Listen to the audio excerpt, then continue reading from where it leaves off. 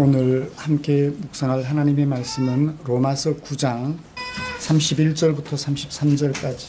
그런즉 우리가 무슨 말을 하리요? 의를 따르지 아니한 이방인들이 의를 얻었으니 곧 믿음에서 난 의요 의의 법을 따라간 이스라엘은 율법에 이르지 못하였으니 어찌 그리하냐? 이는 그들이 믿음을 의지하지 않고 행위를 의지함이라. 부딪힐 돌에 부딪혔느니라. 기록된 바 보라, 내가 걸림돌과 거치는 바위를 시온에 두노니 그를 믿는 자는 부끄러움을 당하지 아니하리라 함과 같으니라. 아멘. 우리가 하나님께로부터 예수 그리스도로 말미암아 받은 구원은 안전할까? 이런 정죄와 대적을 받을 때마다 내 마음속에 갈등이 생깁니다. 내가 구원받은 것 맞나? 내가 하나님의 은혜를 입은 것 맞는가? 그리고 이 구원은 잃어버리지 않을 확률이 있는가? 확실한가? 그에 대하여 바울은 모든 죄인들이 하나님의 은혜를 믿는 믿음으로 말미암아 의롭다함을 받는다 라는 얘기를 8장까지 최선을 다했습니다. 그리고 8장 말미에 이렇게 얘기를 했죠. 내가 확신한다. 무엇을? 사망이나 생명이나 천사들이나 권세자들이나 현재일이나 장래일이나 능력이나 높음이나 깊음이나 다른 그 어떤 것들이라 할지라도 우리를 어디로부터? 그리스도의 사랑으로부터 끊을 수 없을 것이다 라고 단언하였습니다. 그렇습니다. 하나님의 사랑은 우리를 예수 그리스도 안에서 미리 정하시고 부르시고 구원하시는 것으로 나타났는데 그 사랑은 썩은 동아줄이 될 리가 없다는 것입니다. 햇님과 달님 이야기 아시죠? 떡 하나 주면 안 잡아먹지. 두 아이가 문을 부수고 들어온 호랑이를 피하여 지붕으로 도망갑니다. 하늘에 기도하지요. 하늘로부터 동아줄이 내려오는데 그 동아줄을 잡고 하늘로 올라가서 뭐가 됐어요? 햇님이 되고 달님이 되었어요. 호랑이가 그 아이를 남매를 잡아먹으려고 하늘에 기도해요. 내게도 동아줄을 주세요. 어떤 동아줄? 아이들이 거짓말로 해주는 썩은 동아줄. 그래요. 우리를 사랑하시는 그리스도의 사랑은 썩은 동아줄이 아니에요. 언제 떨어질지 모르는 불안한 동아줄이 아니더라는 것입니다. 사랑하는 성도 여러분, 이런 하나님의 품에 안긴 것의 안전, 그것을 여러분들은 얼마나 신뢰하시나요?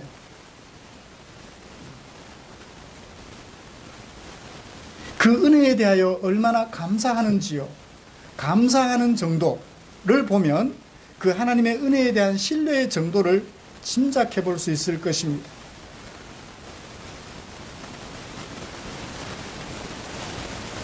이렇게 베풀어진 하나님의 은혜를 감사하며 하나님의 백성으로서 아름다운 삶을 도전하는 우리를 위하여 하나님께서는 귀하고 귀한 말씀을 남겨주셨지요.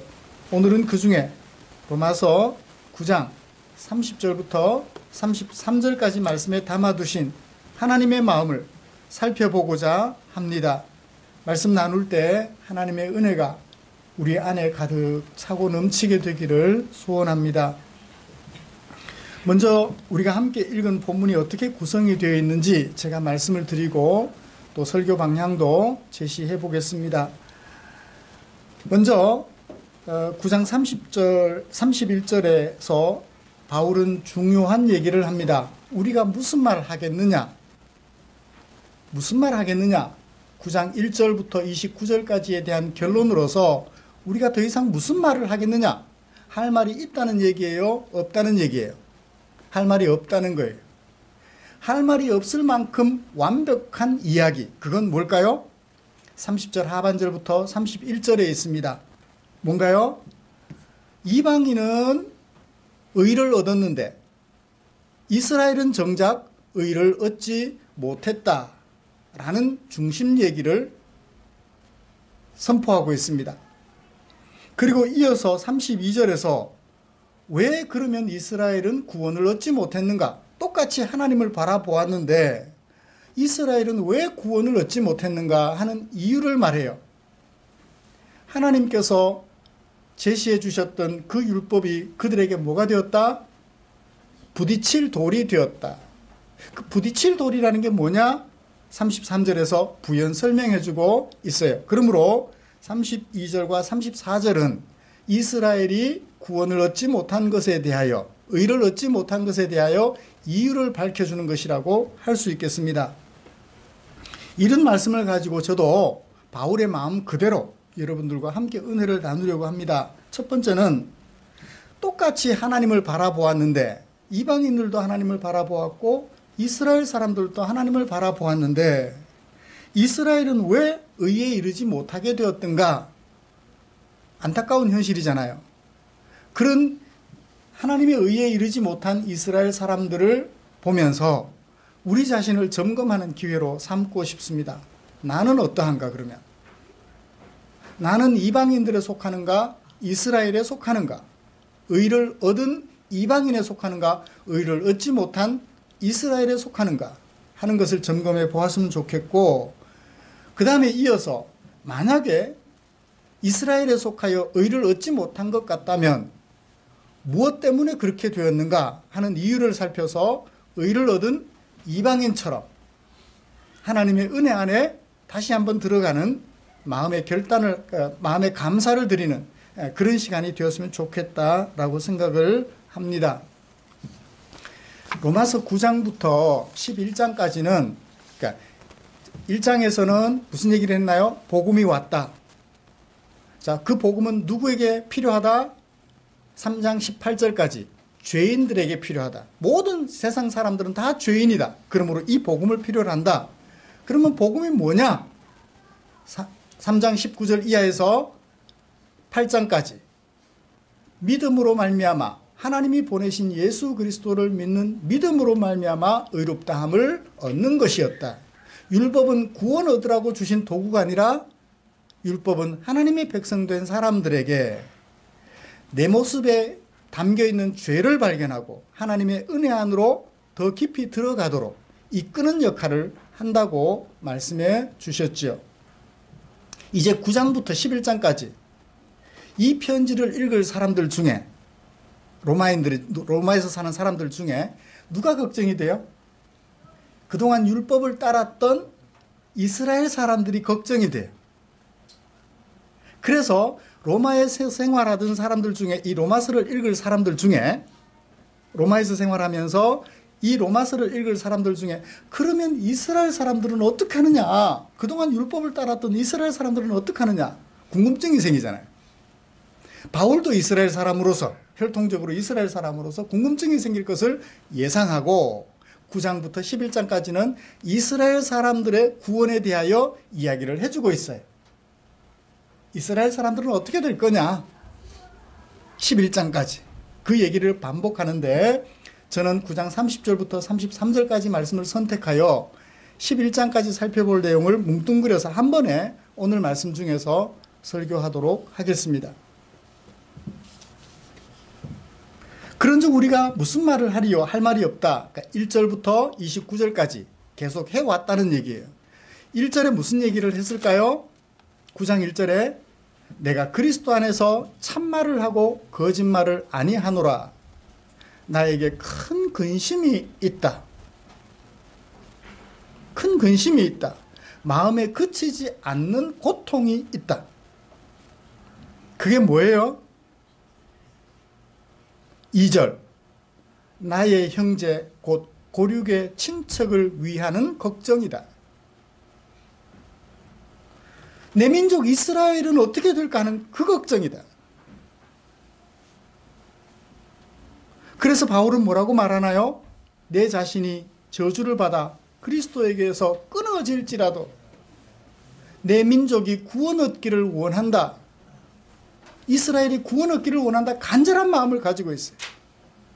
누가 했던 얘기인데요? 이 얘기는? 모세가 시내산에 올라가 있을 동안 백성들이 뭘 만들었나요? 금송아지를 만들었어요.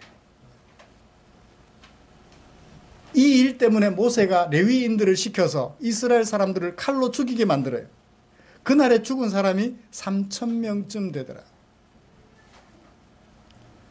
하나님 앞에 범죄한 것 때문에 3,000명이나 죽어나가는 현실을 본 모세가 안타까운 마음에 이제는 그쳐달라고,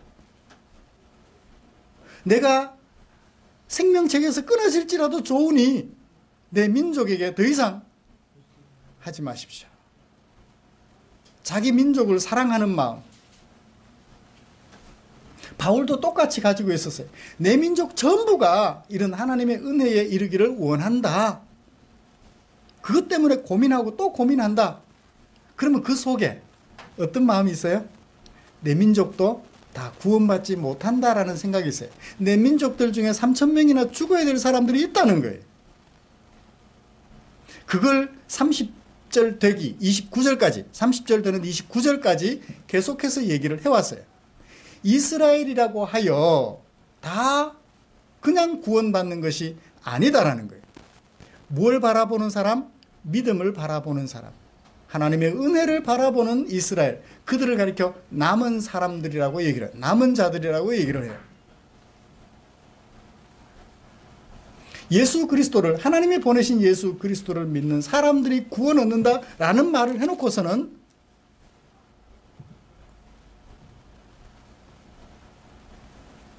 30절에 그런즉 우리가 더 이상 무슨 말을 하겠느냐 할 말이 없다는 거예요.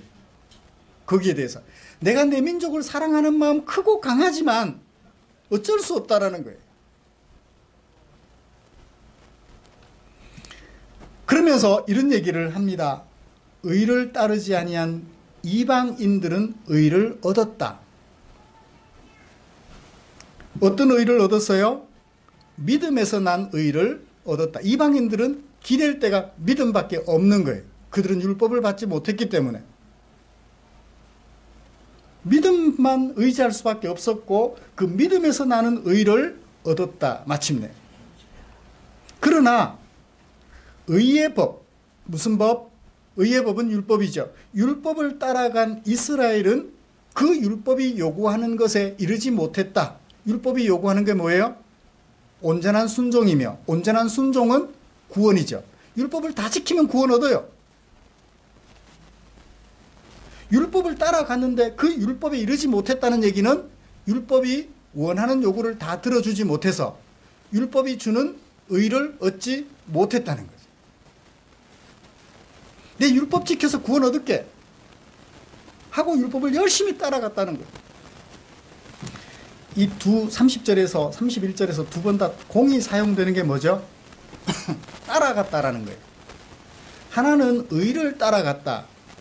하나는 의의 법을 따라갔다.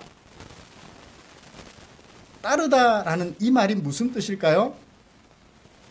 따르다라는 말은 따라간다, 추구한다. 근데 기묘한 뜻이 하나, 전혀 다를 것 같은 뜻이 하나 더 있어요.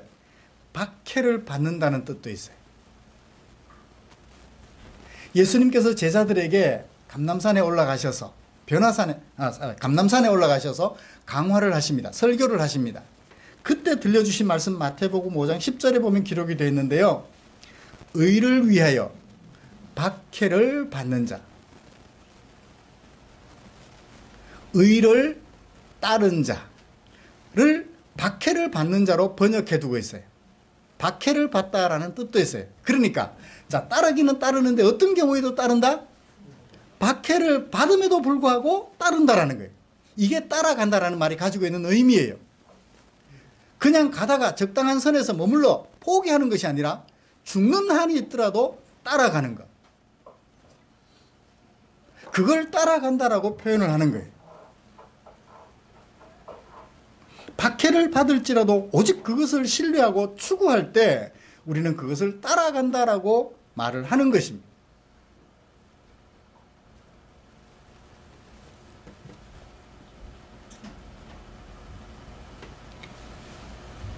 그렇죠? 성경에 보면 병자들이 예수님을 따라요. 그때 율법을 따르는 이스라엘 사람들이 뭐라고 말하나요? 잠잠하라. 조용히 해라. 그래도 어떻게 해요? 다윗의 아들 예수야. 다윗의 왕위를 이어받은 예수여.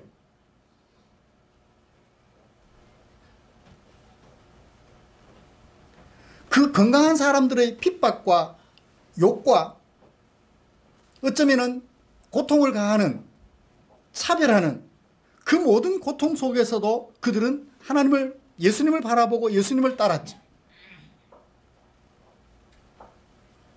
그 결과 어떻게 됐나요?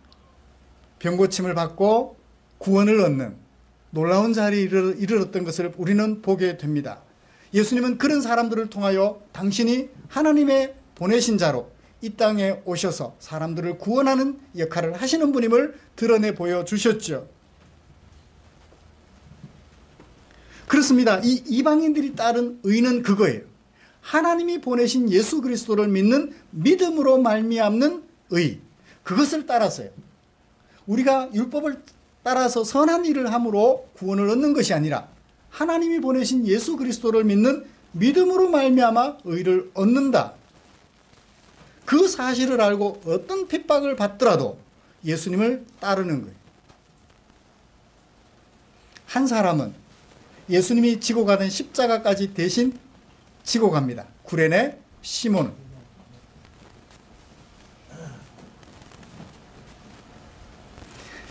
잠시 그 고통받는 것이 싫어서 저도 예수를 따르는 제자 중에 한 사람이요라고 말을 할 때 도망가 버렸던 베드로도 나중에 부활 예수님 만나고 나서 전적으로 그 예수를 신뢰하는 사람으로 바뀌게 되었죠. 그 핍박 이제 두려워하지 않아요. 저도 예수와 한편이다라고 하여 죽음을 당할 위험에 처할지라도 그것 두려워하지 않고 오직 예수님을 따르는 사람으로 바뀌는. 유다의 마지막 왕 시드기야는 뭐가 두려워서 하나님의 말씀 순종하기를 거부했나요? 바벨론에 항복하고 바벨론의 포로로 붙잡혀 가면 미리 포로로 붙잡혀 가 있던 사람들이 자기를 향하여 네가 이스라엘의 왕으로 있으면서 유다의 왕으로 있으면서 우리를 위해서 해준 게 뭐냐라고 비아냥거릴까. 그게 두려워서 항복하기를 거부했었지. 그건 따르는 것이 아니지요. 내가 손가락질을 당하고 수치를 당할지라도 하나님의 말씀에 순종하고 하나님이 보내신 예수 그리스도를 믿는 믿음을 가질 때 의를 얻을 수 있는데 이 이방인들은 그런 의를 얻었던 거예요. 자기들에게는 율법이 없으니까. 우리가 바라볼 것은 하나님이 보내신 예수 그리스도밖에는 없더라는 거예요. 그런데 유대인들은요, 의의 법을 따랐대요. 율법을 따랐대요. 성경에 나타난 대표적 예로 부자 청년이 있지요. 예수님 앞에 나와서 질문합니다. 예수님, 어떻게 해야 영생을 얻습니까? 계명을 지켜라. 무슨 계명이요? 이런 계명, 이런 계명, 이런 계명. 나 그거 다 지켰는데요? 나 다 했어요. 그거 다 했어요.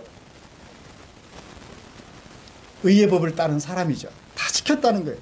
나는 이제 구원 얻기에 적합한 사람이지요? 라고 예수님께 질문합니다. 그러냐고. 그러면 내가 네게 얘기를 해줄게. 네가 가진 재산을 팔아서 가난한 자들에게 베풀어 주렴. 무슨 얘기예요? 사랑하라는 얘기예요. 사랑하지 않으면서 다 지켰다라고 말을 하면 그건 지킨 것이 아니라는 거예요. 그때 그 청년은 어떻게 하나요? 근심하며 돌아가고 말았습니다. 율법을 지키면 의를 얻을 수 있어요. 율법이 요구하는 완벽한 순종을 하면 율법이 줄 수 있는 의가 있어요. 율법이 주는 것은 아니지만 율법이 너는 의롭다라고 판정을 하고 그 의롭다고 판정한 것에 대하여 누가 인정해 주시나요? 하나님이 인정해 주실 수 있어요. 그러나 사람으로서는 구원 얻을 수 없나니 사람으로서는 율법이 요구하는 것을 다 지킬 수 없나니 그러므로 하나님도 율법을 따르는 사람을 의롭다고 하실 수가 없겠죠. 사람으로서는 할 수 없는 것을 누구는 하셔요? 하나님은 하셔요. 예수님께서 제자들에게 들려주셨던 말씀입니다.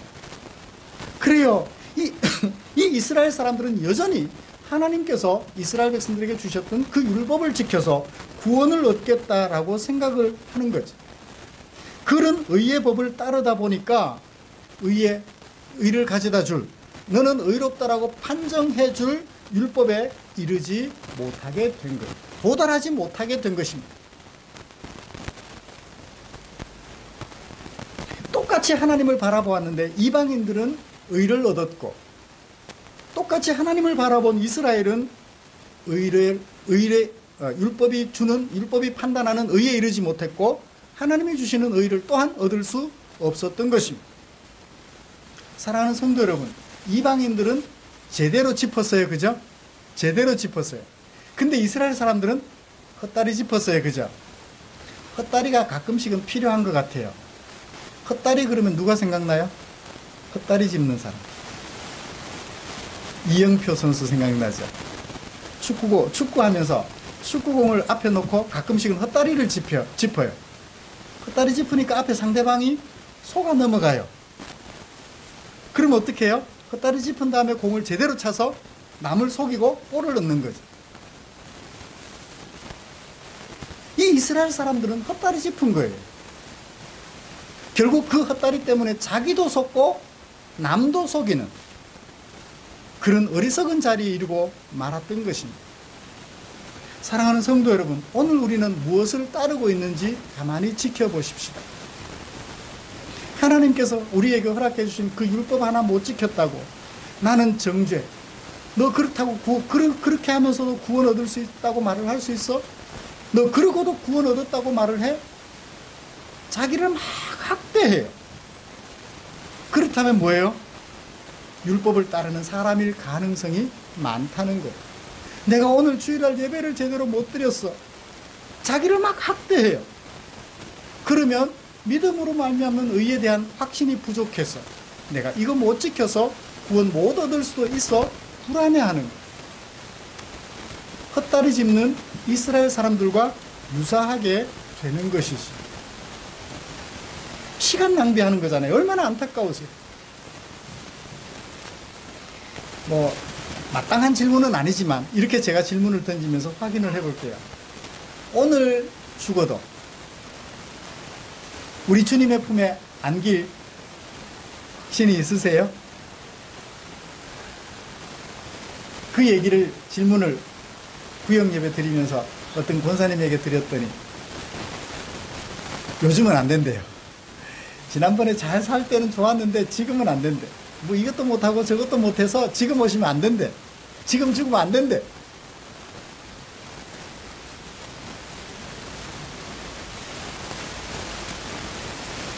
그래요. 오늘날 교회 안에 헛다리 짚는 사람들이 참 많아요. 누구처럼? 이스라엘 사람들처럼. 내가 주일 잘 지키고 내가 헌금 제대로 하고 교회가 원하는 대로 교회가 정한 법대로 다 잘했으니까 내 구원은 따놓은 당상이야. 자신감이 넘치는 사람들이 있어요. 우리의 자신감은 내가 행위를 잘 감당했기 때문에 주어지는 것이 아니라 우리의 자신감은 누구 때문에 주어지는 거예요? 예수님 때문에 주어지는 거예요. 그래서 때로 불순종했었어도 때로 제대로 잘 못 살아도 누구 때문에 뻔뻔해질 수 있어요? 예수님 때문에 얼굴에 철판을 깔 수가 있는 거예요. 그러고도 주님 앞에 와서 하나님 아버지 하고 엎드릴 수 있는 거예요. 아내가 저보고 요즘 눈물이 많대요. 갱년기인가 보다. 자주 울어요. TV 보다가도 관계되는 얘기 나오면 울기도 하고. 며칠 전에는 이제 저희 아버지 집, 시골에 있는 아버지 집 보일러 관계로 갔다가 제 앞에 엄마 사진이 눈에 띄었어. 부릅니다. 그저 죄송하고 미안한 것밖에 없는 거예요.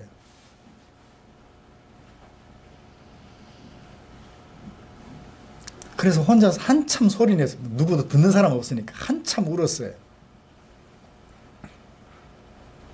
그러다가 정신을 차려서 보고 싶은 엄마 대신 이제 큰 누님에게 전화해서 한참 이야기하고 위로받고 그리고 돌아왔습니다만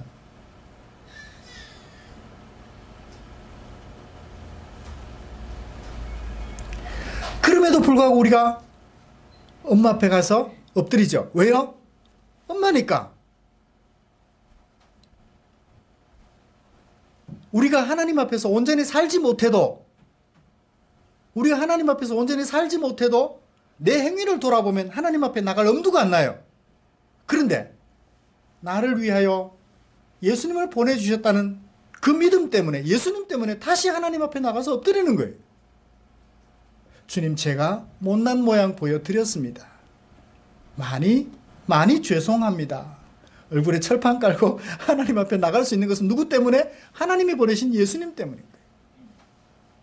내가 착한 일을 많이 해서 하나님 앞에 당당한 것이 아니라, 율법을 온전히 지켜서 당당한 것이 아니라, 부족함에도 불구하고 나를 위하여 하나님이 보내주신 그 예수님 때문에 잘못하는 가운데서도 하나님 앞에 나와서 엎드릴 수 있는 거죠.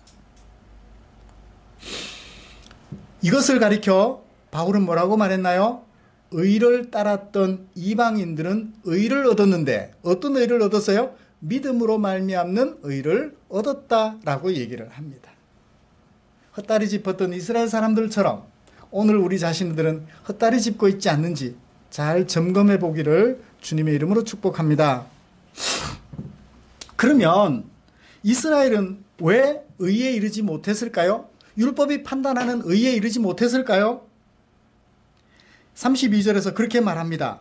그들은 무엇을 의지하지 않고, 믿음을 의지하지 않고 무엇을 의지했기 때문이다? 행위를 의지했기 때문이다. 의지하지 말아야 될 것을 의지했어요. 의지하지 말아야 할 것을 의지했다고요. 그 행위는 무엇이죠? 율법을 따르는 행위예요. 율법이 요구하는 대로 살아서 율법이 판단하는 의를 얻겠다는 거예요.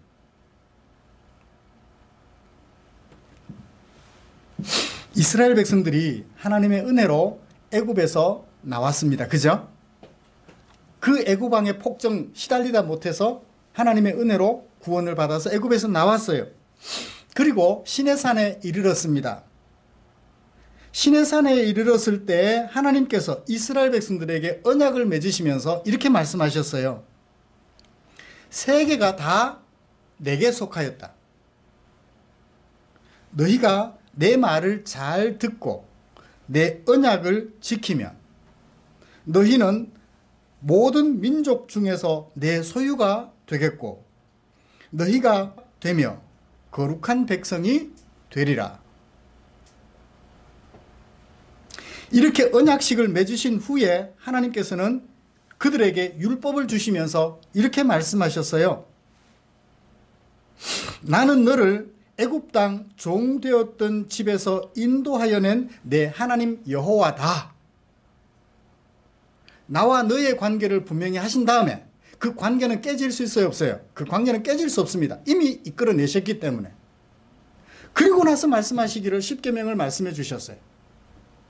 나는 너를 애굽 땅 종되었던 집에서 이끌어내 놨으니까, 내가 너를 구원해 놨으니까 너는 이제 이 율법을 잘 새겨서 그 율법에 따라 살아가도록 해라 라고 얘기를 했어요. 그 율법을 잘 못 지키면 다시 애굽으로 보내나요? 이미 그 애굽에서 건져내 놓았기 때문에 다시 애굽으로 돌아갈 일은 없어요. 돌아갈 일은 없어요. 이제 애굽에서 하나님의 은혜로 구원을 받았으니 이 율법을 따라서, 율법이 가지고 있는 그 정신을 따라서 하나님 사랑, 이웃 사랑하며 살아라고 사랑을 실천하는 계명을 10가지로 분류해서 소개해 주셨던 것이죠. 그런데 이 이스라엘 사람들은 그 말씀을 어떻게 이해했느냐 하면, 그래, 내가 율법을 지키면 하나님의 백성이 되나 보다 하여 율법을 지키려고 애를 썼던 거예요.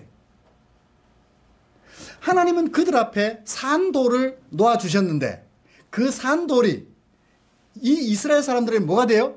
부딪히는 돌이 되고 만 거예요. 그 산돌을 걷어차버리고 대신 부딪힐 돌을 그들 앞에 놓았던 것이지요. 그 부딪힐 돌이 뭐냐? 33절에 이사야 선지자가 말했던 것을 우리에게 소개해주고 있습니다. 보라, 내가 걸림돌과 거치는 바위를, 이게 뭘까요? 율법이에요. 시온에 두노니. 그를 무엇을 걸림돌과 바위를 믿는 자는 부끄러움을 당하지 아니하리라. 그렇게 이해하면 본문을 오해하게 되는 겁니다. 그를 믿는 자는 부끄러움을 당하지 아니한다 했으니까 그는 누굴까요? 걸리는 돌과 거치는 바위, 그것을 시온에 두셨는데 그것을 믿는 자는 부끄러움을 당하지 않는다 했으니까 그건 뭐예요? 예수 그리스도예요.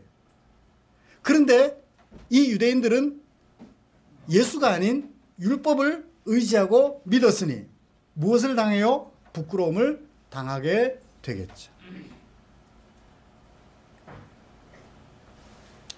사랑하는 성도 여러분, 말씀을 정리하겠습니다. 행위를 의지했던 이스라엘, 율법을 지키면 틀린 말은 아닙니다. 율법을 지키면 의를 얻게 되는 것 확실합니다. 틀린 말은 아닙니다. 그러나 그 행위는 완벽하지 못하면서 계속해서 율법을 지켜 율법이 판단하는 의를 얻겠다라고 헛다리 짚었던 것이죠. 부딪히는 돌을 발로 차버렸던 것입니다. 그 부딪히는 돌을 믿었다면 부끄러움을 당하지 않았을 텐데 그 부딪히는 돌을 발로 걷어 차버렸기 때문에 결과적으로 부끄러움을 당하게 되었다라는 얘기입니다. 사랑하는 성도 여러분, 우리는 우리 앞에 놓여있는 이 율법을 이제 어떻게 해야 될까요? 믿음으로 말미암는 의를 얻었다면 그 율법이 가지고 있는 정신을 따라 오늘도 최선을 다하는 거예요. 10점 맞았던 사람 11점 맞으려고 애쓰는 거예요. 주님이 내게 이런 은혜를 베풀어 주셨으니 제가 조금 더 힘쓰겠습니다. 제가 조금 더 힘쓰겠습니다. 11점, 12점, 13점, 30점, 그러다가 20점으로 때로 뚝 떨어졌다가, 그죠? 20점으로 뚝 떨어졌다가 다시 정신을 차리고 25점, 40점, 그러다가 또 뚝 떨어져서 10점으로 돌아갔다가 다시 정신을 차리고, 그 우리로 하여금 내가 걸어가고 있는 길이 잘못된 길이다, 다시 정신을 차리게 해주는 게 뭐예요? 성경이에요.